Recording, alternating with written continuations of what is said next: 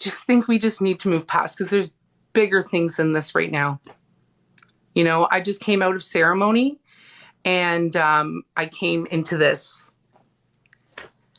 and I want to go back to ceremony, because this is just, it's noise.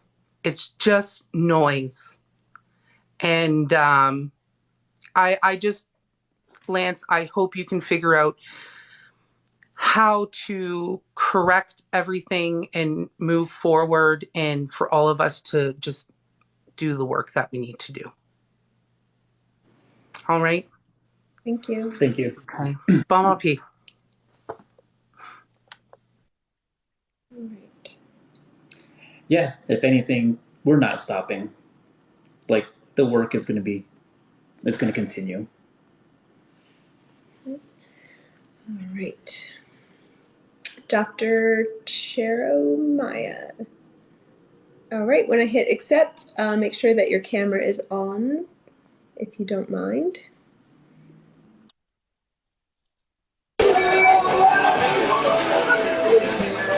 Can you hear me? We can, yes. Hold on, let me turn on my camera. Thanks. Oh, there I am. All right. Can you see me? Not yet, but it should just be a little delay. No? Not yet. There we go. Okay. Alrighty. Mogawati se hopa. Kautu ista eshash katsana hanusta. I just greeted you in my ancient language called Keris. I'm from Laguna Pueblo, the same community as Secretary Deb Holland. And I'm actually here in North Carolina for a conference, an Indigenous conference through ACPA. So I actually been hearing the TikTok live all evening while I was on the beach. And it was very beautiful because it was a time of healing. And I want to share a quick story. So with our Indigenous community, Carlisle Indian School back in the day, of course, the photographs were there where our Indigenous people were never really the photographers, but they were the ones whose stories were told for them, right? And you look at Captain Henry Pratt, and he was a pretty stellar marketing person because he completely impacted the way people thought about our Indigenous community with the photographs that were used. So I take that as a storyteller, and I'm a fellow TikToker. I'm in education. I got my PhD in higher education. And so Lance, I probably have some mutual colleagues that you probably know in higher ed. But when I look at that Indigenous population, our community, I know that as a storyteller, Indigenous storyteller, that I have a tremendous responsibility for the platform that I have. Now, Lance, I don't have a platform as big as yours, but I think about our ancestors that were in those photographs and that we have the privilege now.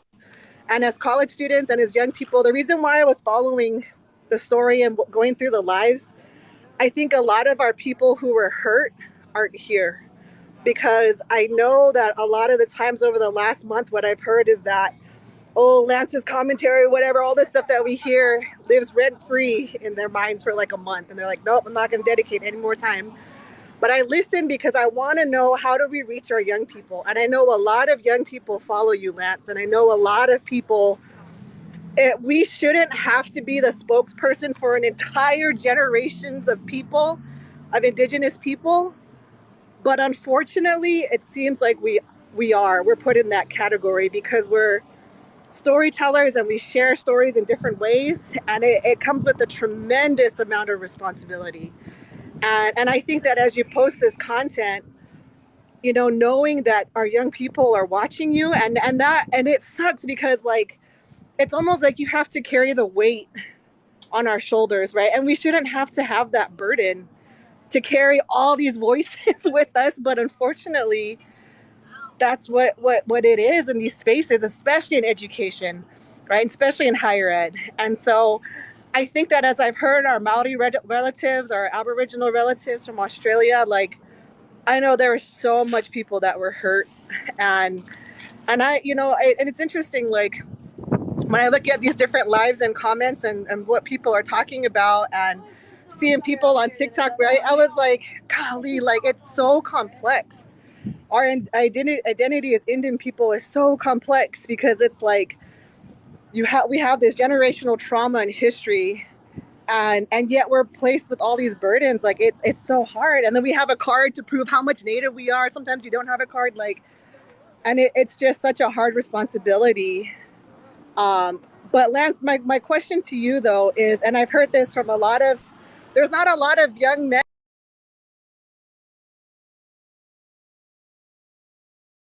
I want to know, Lance, what to you is a warrior? Because I've heard a lot of commentary from elders from all over the world about what a warrior is in this day and age. And I just want to know from you what that means. And as a digital caretaker, a fellow digital caretaker, I'm following you because I want to know how you respond to these in different spaces. But that was my 2 cents, and I appreciate the time to come on. Thank you. For me, a warrior is someone who prioritizes the people, right? I think back in the olden days when colonization and manifest destiny was like in full swing, we had warriors who went out there to try to stop the not progress, but the annihilation of our people. And so, in a modern day context, I still feel that is our responsibility. As a modern native, as a modern Indian, right? Like I'm trying to utilize my mind and try to attack other ideas, to attack certain perspectives that I don't agree with. And so that is like what I think a warrior is. A warrior is someone who finds a path and despite falling and or leading the people in the wrong direction, like that's going to happen. But like I feel like that's me. I feel as a person, like I grew up in went to school in predominantly white spaces, college, master's program, and I feel like I'm just trying to find a path. And along the way, I mess up sometimes, and I'm trying really hard to correct my wrongs and do better on a daily basis. And so, as a warrior, I'm trying to fortify my mind and my heart in this world that is trying to destroy us. May that be through education, may that be through ceremony, may that be just through personal experience and resiliency. But that is what I think a warrior is for me and what I'm trying to emulate. Thank you. Thanks for coming in.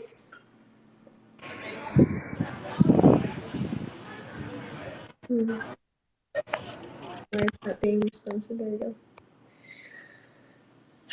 Okay, so we've been on for 2 hours.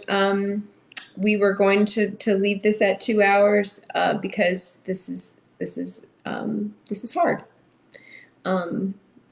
Yeah, I just wanted to expand on that too. I don't want to be the voice of Native people. I'm not the voice. And this journey and on this platform has been really, really hard on me. And sometimes it gets to a point where you're just angry.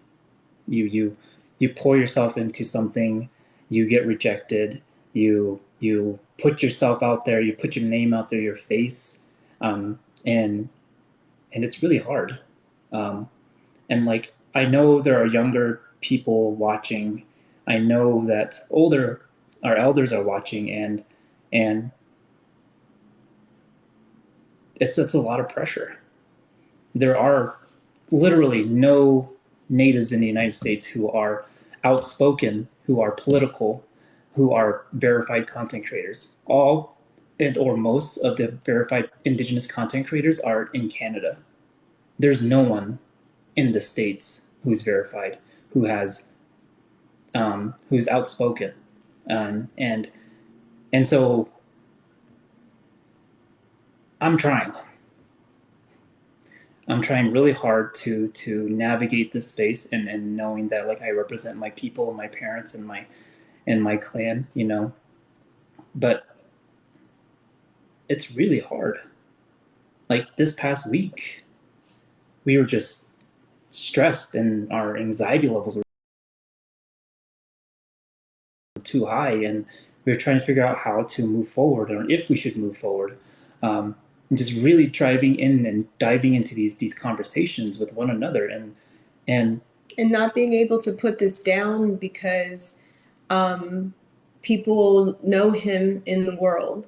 We attended a wedding and a staff person at that wedding violated the privacy of really everybody at that event by posting pictures of him at my friend's wedding.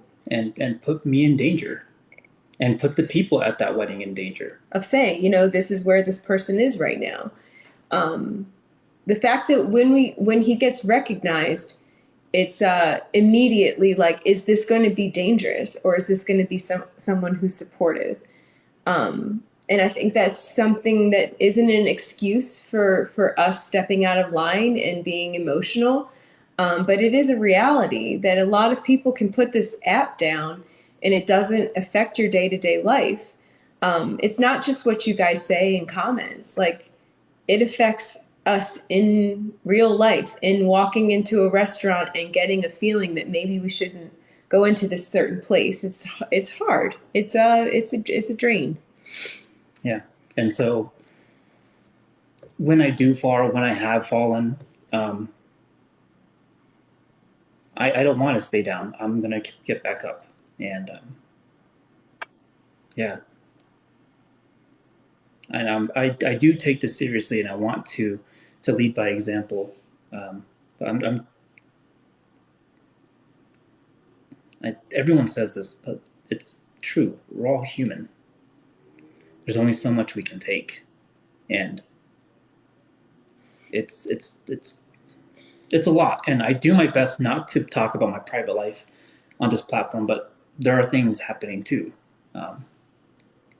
So just keep that in mind before you harass, before you build your whole platform from just talking about this man and letting your comment section explode and literally holding hands with white supremacists because you have a legitimate critique as an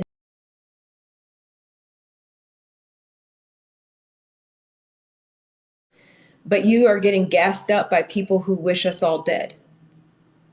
They're not in it for you. They're not in it because you said something really profound. They're in it because they not only do they hate him, they hate him as a symbol of your own progress. When I go into some native content creators and I see the comments, I'm like, I wonder if you took the time to look at the account of the person who's saying yeah and giving you all the praise.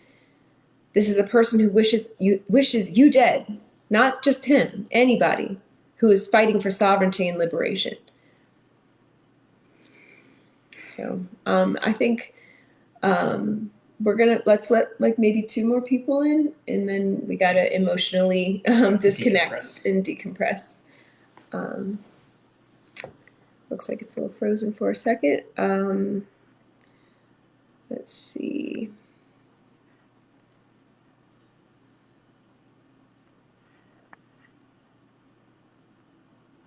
I'm glitching out a little bit. Yeah, it's slow for some reason. Yeah, I mean, could it be my battery is dying? Yeah, 801 Tonka.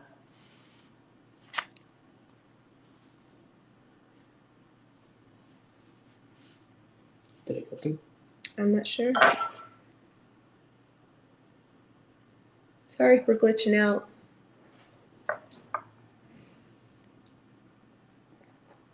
So 801 Tonka, when we let you in, if you could there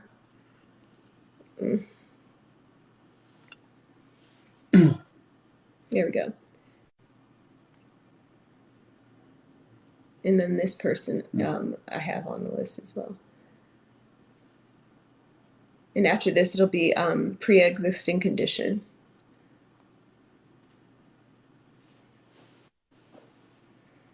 Hey, how you guys doing? Good, thank you. So I just wanted to share my thoughts and feelings on this towards you, Lance. I believe your last name is Sosi. Mm-hmm. I wanted to know how come it took you so long to respond back to the Native community. So let me get where I'm trying to get to. You hurt a lot of people with your words, whether you meant to or you didn't. It did hurt. And as a Native man, I come to you as a Native man and hope you come to me as a Native man as well. Our responsibilities are to our people. And our main responsibilities is to our women and our children. And you hurt a lot of people with your words. It didn't affect me because I don't identify as a white passing Native. But one thing I do understand is that our words carry a lot of weight behind it. And seeing how much the community was hurt, and by all means, don't think I'm trying to blame you for anything. The way I understand our people, because I'm a ceremonial man. I'm a ceremonial man. As a matter of fact, I'm going into Sundance this Friday. But our responsibility to our people is to heal them. And if we're the ones who are in direct, are the ones who are causing the pain, then we should be the ones to fix it and as quickly as possible. And I don't understand why you waited so long to do this live, or even if you plan on making any videos or what. But I was just wondering what took so long, because a lot of people were hurt, and those are our brothers and sisters, our children. And I was wondering if you can explain that to me or to us. Yeah. So our schedules were really crazy. And when all of this went down, we were in two different states, like literal states. And the whole time we were just trying to comfort one another. And like, I wasn't in a good headspace. Neither was she. And I'm in the process I'm a very private person, but massive life transitions that are happening for me right now. And I can take responsibility for that silence and saying that I know that this is what's needed right now. But if you don't hold space for me in this really, really difficult time, this difficult transition, it will just make me feel like your priority is more social media than it is real life. Yeah, a lot happening for both of us, and particularly a big, massive life transition for me. And so I can blame me. I'm not going to blame you. And like I was mentioning earlier, like, yeah, like I'm sorry I hurt a lot of people. And I didn't know those words could crumble someone's foundation in terms of their identity. I didn't know that. And if there are children out there who are wondering who they are, like, you need you as parents, you need to talk to your children. I know, like, there are young ones who follow me, but my page is for 18-plus-year-old people. Like, and like these things that I'm talking about are very complex. They're like, I'm exposing myself to racist people, and those kids see that, and I don't want them to see that. I'm not trying to shelter them, but I'm just trying to, say that I think if I were a parent, I would do my best to let my children know that the world that is out there, how they see you, is going to react to you based on your skin color, your gender, your outward projection, and try my best to like ensure that they understand that. And yeah, I wanted to come out and address this, but I wasn't in a good headspace. Like, and we needed to hunker down and try to figure some stuff out too, with like life stuff. And I wanted to, but I just. And not for nothing, he did come out like right up front with the sense of urgency that seemed appropriate at the time.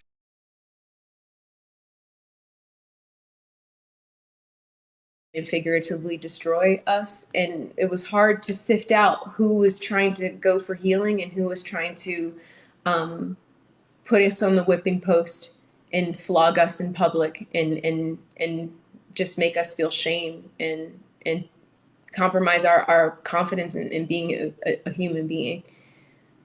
And it just seemed like it was better to stay quiet. Like, it doesn't matter what I get that. Yeah. I get that and I respect that.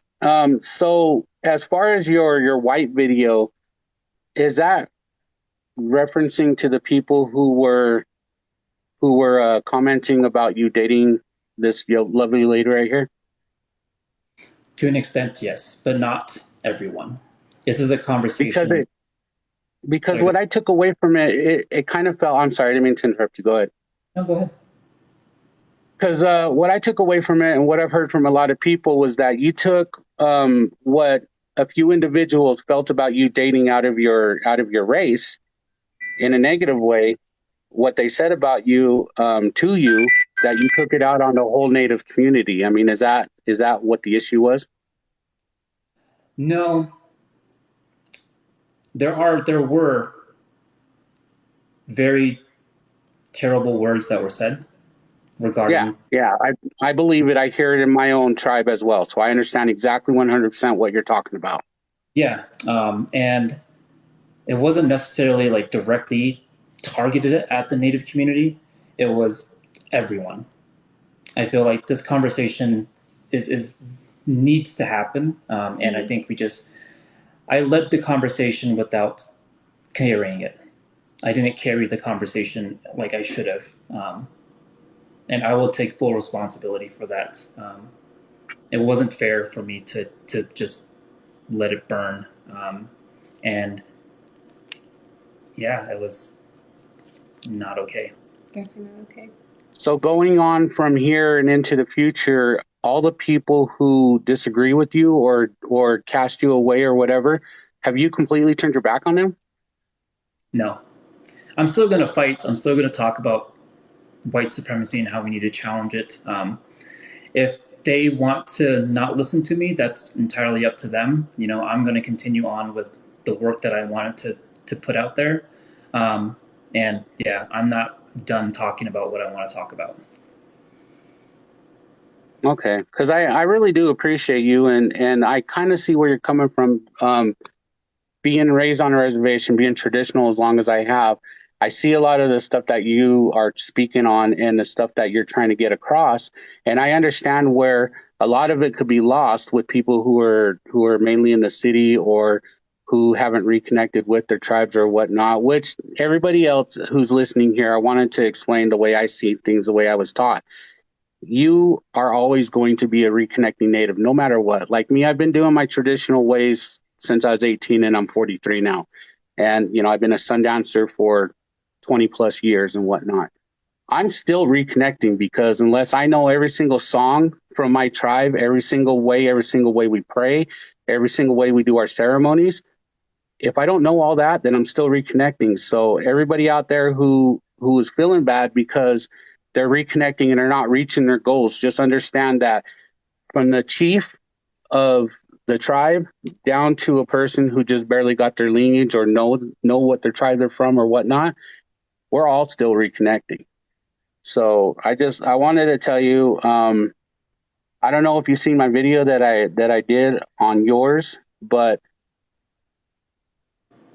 I feel bad that everybody is trying to counsel you because that's not our ways. It's not, as indigenous people, when somebody messes up, and I'm not saying that you messed up, but what I'm saying is if somebody feels like somebody messed up, it's not our ways as native individuals to just cast them away for good. Everybody's only human and they're allowed to make mistakes. And if people see that you did something wrong that hurt them and you try to make amends to it, there's no reason why they should not consider you a brother. You know what I mean? Yeah.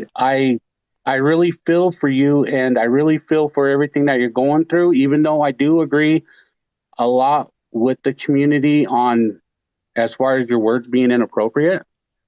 But I didn't cast you away and I I just wish there was a way I could help the community and help everybody else out because I think your words were taken out of context. And I think a lot of people felt like you personally attacked them. And um, those are the people who we need to reach out because there's a reason why. And I think it stems from before you. I think it stems from other people telling them that just because they're light, they're not considered indigenous, they're not considered native and whatnot. So I think those are the people that we need to really talk to, because that's our future. Those are our people who are going to be holding the native names down when we pass away. You understand what I mean? I do. So Yeah. I had a couple questions that I just wanted to ask you, and I asked you that, and you clarified it. I like to get the word from the horse's mouth, and then go from there.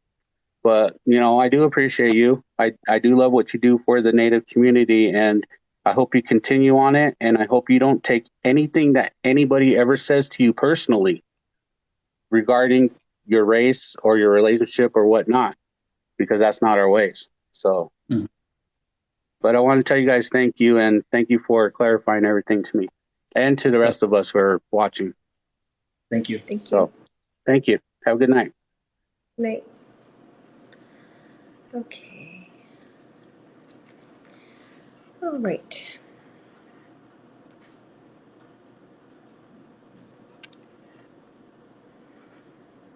So we're just going through our list. There was a person who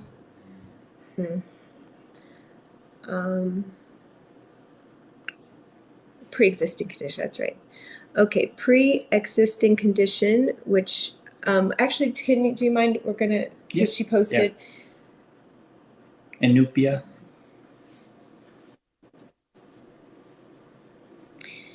Hello.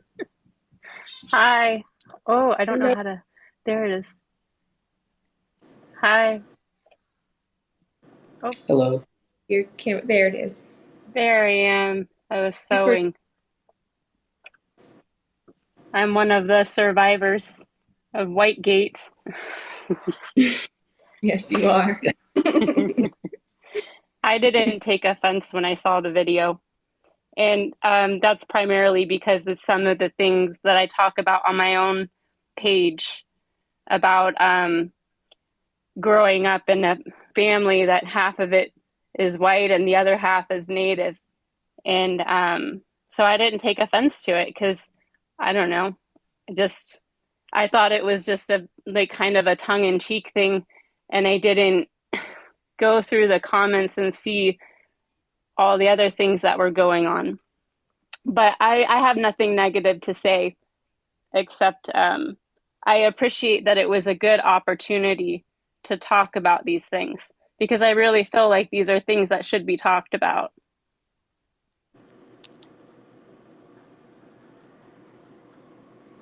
Agreed. And I feel like going forward, another good conversation to have with people is what community is. And a lot of people think that community is everyone gets along all the time, and don't make a mistake because you're going to get kicked out, and that's not what it's supposed to be. Yeah. But I also think that going forward, we should all be just more mindful of what other people's preferences are. I definitely did a lot of learning over the last week because, like, I always just identified as I'm Inupiaq and I'm white. Like, that's just how I am. But there's other people that identify as other things, even though they have my same skin color. And I didn't realize that. So I've been learning too. Mm-hmm. But you guys are doing a great job. Thank you. I love what you And had about advocating for yourself. I really related to that as a person who's often mistaken for mixed, or at least forced into a mixed identity, and I have to constantly affirm that, that yes, being Black is a complex thing, being a descendant of kidnapped people and being the byproduct of colonization, and not being able to connect with, having it be impossible to reconnect. I can connect with an entire region of a continent, but I can't connect to a tribe even if I wanted to.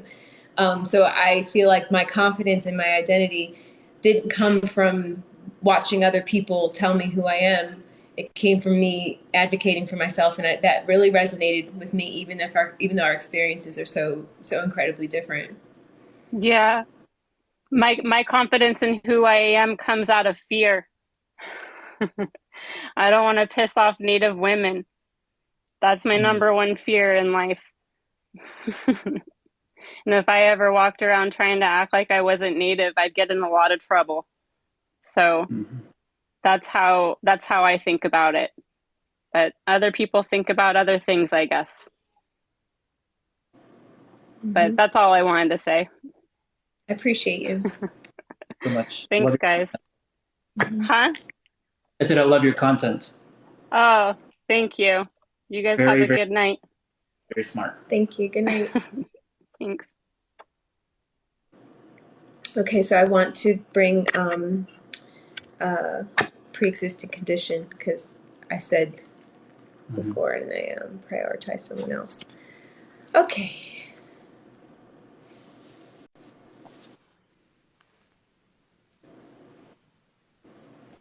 Hi. Hello. Sorry. I'm really terrified of public speaking, and this feels like public speaking. So I wrote my stuff down. So I hope you don't mind if I'm just reading. Not at all. Okay, thank you. I actually wasn't initially going to join this live because I was pretty angry, to be totally honest, and I didn't want to come into this live angry. I wanted to get my point across in a calm, graceful manner. I'm not sure that that's going to happen, but I'm going to try. Okay, so I just want to start off stating that white assumed, that's what I refer to myself as, white assumed people benefit from white privilege, 100%. We benefit from white privilege. I do not have the same experiences that visibly black and brown people do. Whew, I'm nervous.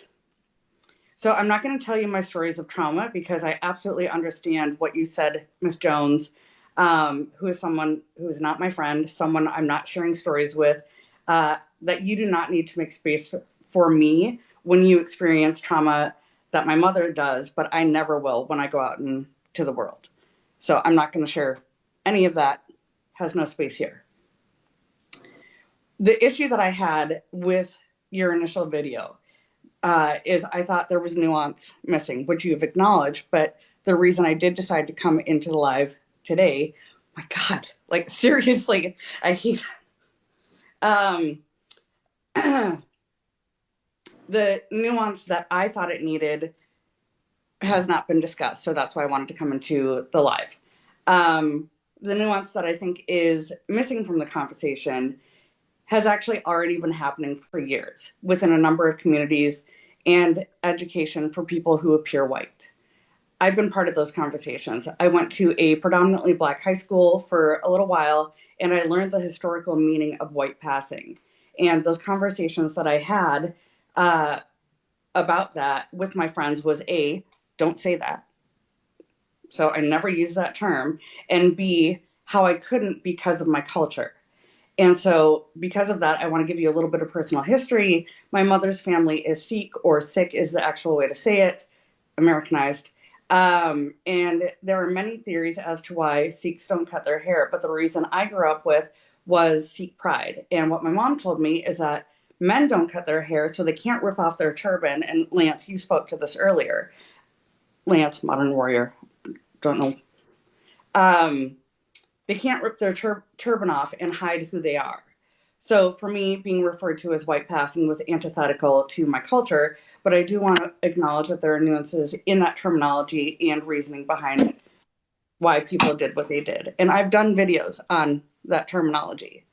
The white presenting conversation only really came up for me online because I don't have these conversations in the real world because I look how I do. I don't have to go up to somebody and say, hey, I'm white presenting. So it came up for me online because sometimes I didn't have a picture as my profile, like on Twitter or Facebook. And I look, oh yeah, I said that.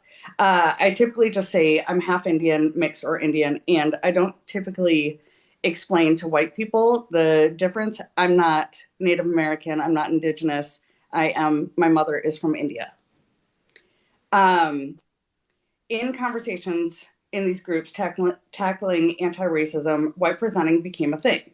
Our groups that included white presenting, visibly black and brown people had really hard conversations about the tables that we sit at, about race erasure and what we do at those tables. So for me, when I sit at a table in my community, I can participate in certain conversations. I cannot participate in other conversations. I cannot participate in conversations about what it's like to walk in the world as a visibly Black or brown person. I just cannot do that. So I sit back and I listen and I get educated and I want to be educated.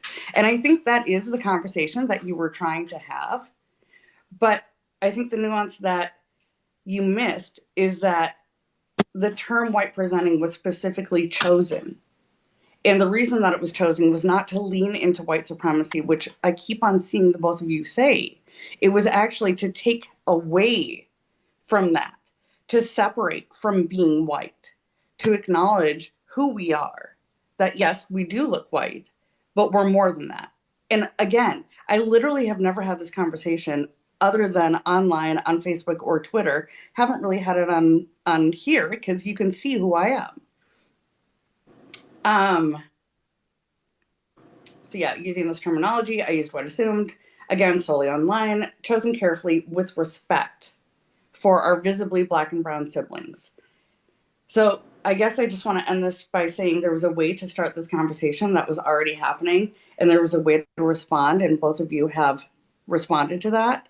But to me, your take on somebody, on how somebody identifies, isn't your lane. You can't tell somebody if they identify as something, they are something. Like, there's too much nuance in there that I feel like, again, you addressed that you didn't have the nuance, but you also haven't had that conversation in here either. And I think the biggest thing that really bums me out, especially with Miss Jones, you started making videos.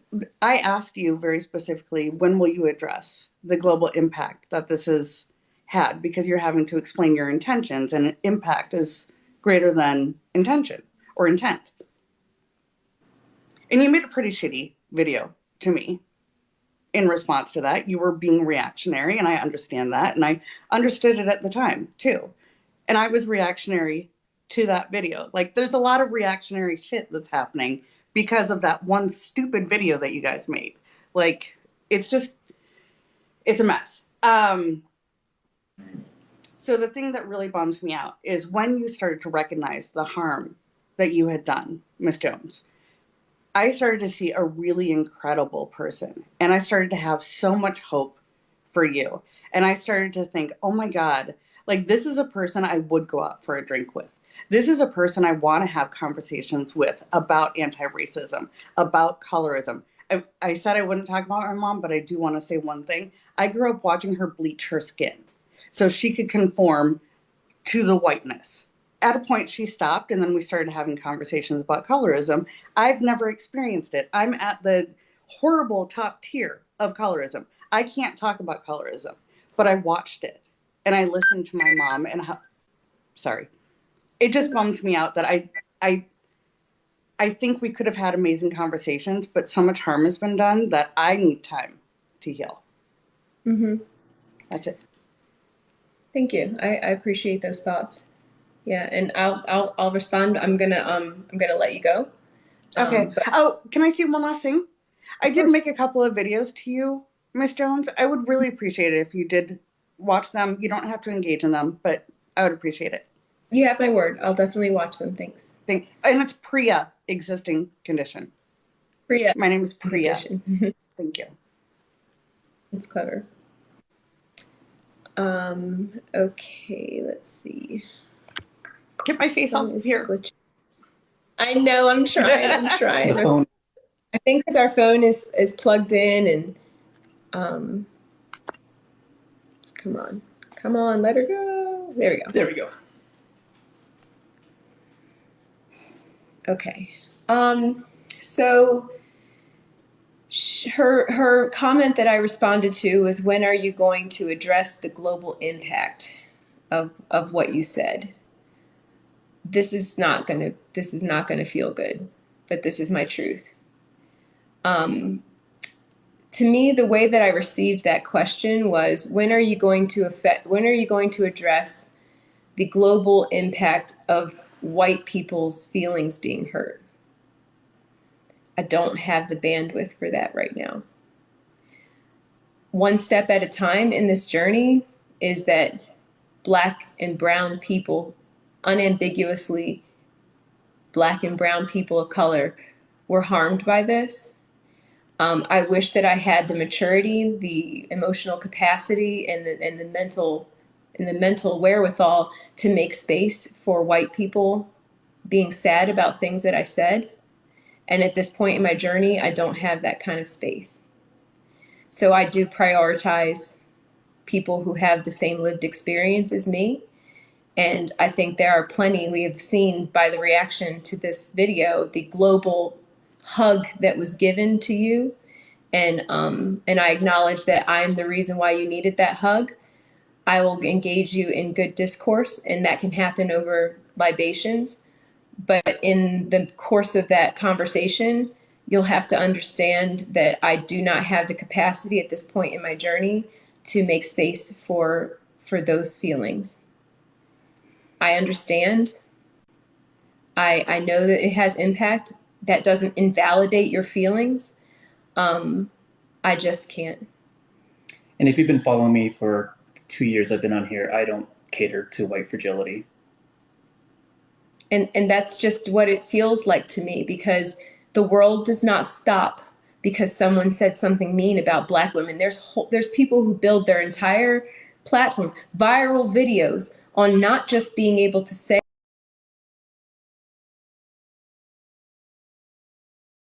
all the shitty things about Black women, all the things they hate about Black women.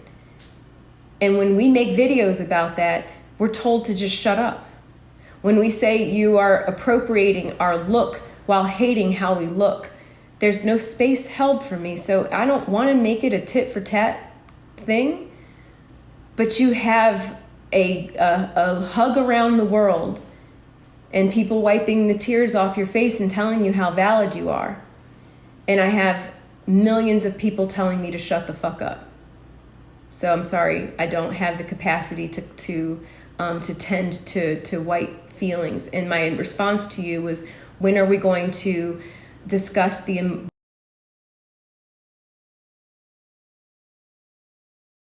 global impact of propping white people up as the voices of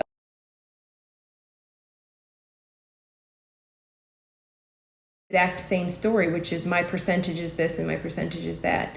My response to you, while snarky and mean and unnecessary, I still stand by. I will be able to make space for white people's hurt feelings when I see more space made for Black and brown people's hurt feelings, particularly Black women, and particularly and especially Black trans women who are left out of all of the marginalized, the conversations about people on the margin. That is a human being that exists on more intersections than any of us.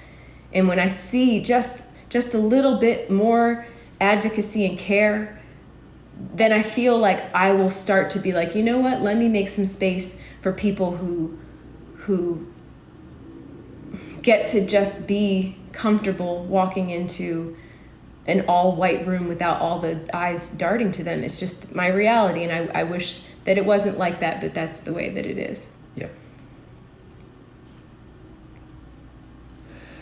I don't think I have anything to add. On that note, I think we should wrap this up. And to the Indigenous community,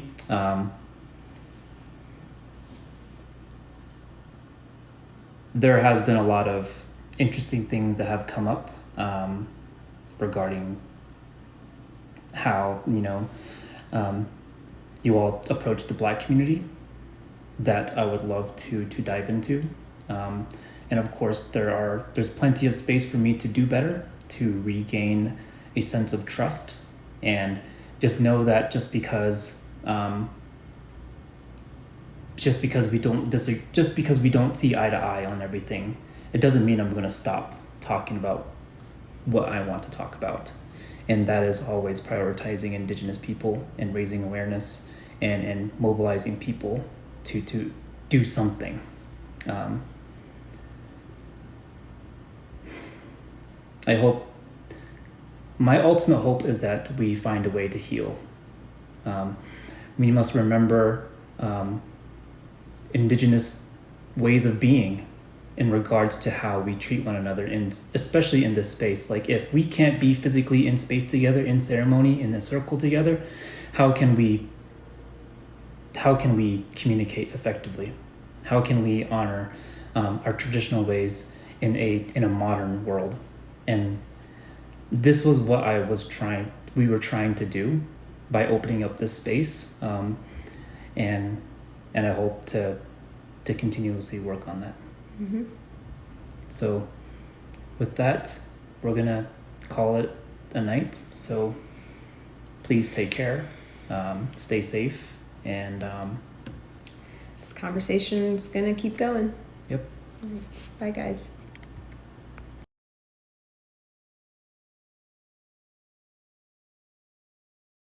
And come on. And